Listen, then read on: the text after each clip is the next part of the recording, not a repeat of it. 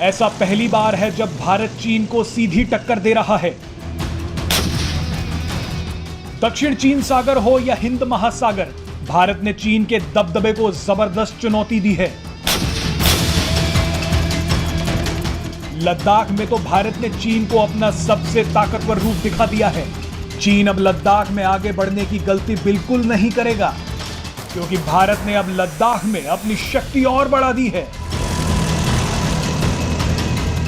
भारत ने पूर्वी लद्दाख में अपनी K9 वज्र तोपों को तैनात कर दिया है। इस बार भारतीय सेना ने लद्दाख में अपना एक नया हथियार उतारा है। दरअसल लद्दाख के खुले मैदान टैंकों के लिए आदर्श जगह हैं और वहां टैंकों की बड़ी कार्रवाइयां की जा सकती हैं। इन K9 वज्र तोपों को लद्दाख के ऊंचे पहाड़ी इलाकों में 12,000 से लेकर 16,000 फीट की ऊंचाई पर तैनात किया गया है। भले ही इस वक्त भारत और चीन की सेनाओं ने अपने अपने सैनिकों की वापसी कर ली है, लेकिन भारतीय सेना के तेवर से साफ है कि वो किसी भी मोर्चे पर चीन के खिलाफ अपनी तैयारियों में कोई कसर नहीं छोड़ना चाहती।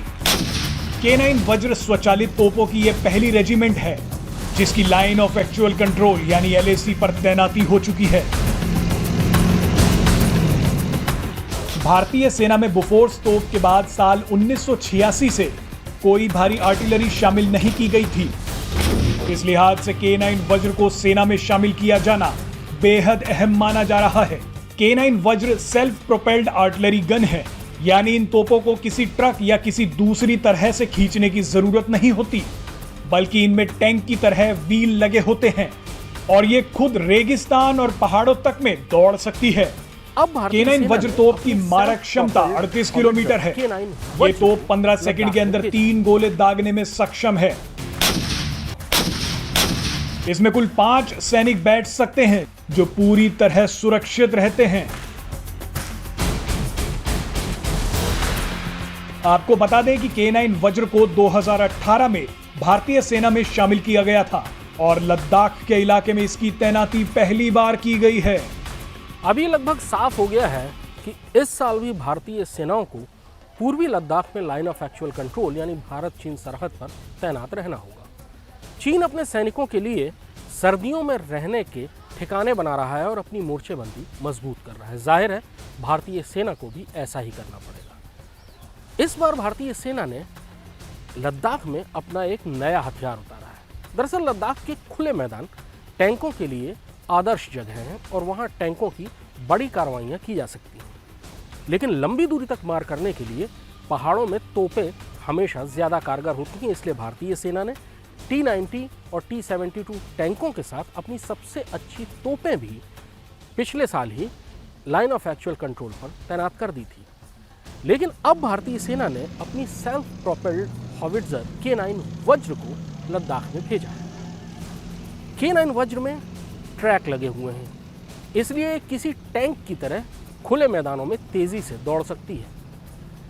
लेकिन ये तोप है, आर्टिलरी गन है, इसलिए ये बहुत भारी और बहुत दूर तक मार करती है। इसमें 155 mm कैलिबर का राउंड पड़ता है, जो कि T-90 के 155 मिलीमीटर के राउंड से बहुत ज़्यादा कारगर है।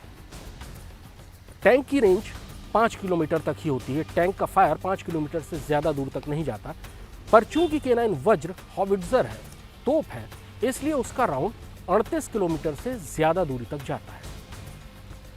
भारतीय सेना ने इस साल फरवरी में कुछ K9 वज्र लद्दाख भेजी थी ताकि ये अंदाज़ा लगाया जा सके कि इस वातावरण में, इतने हाई ऑल्टीट्यूड में और जहां हवा बहुत कम है, सर्दी बहुत सख्त पड़ती है, वहां K9 वज्र कैसा काम करेगी।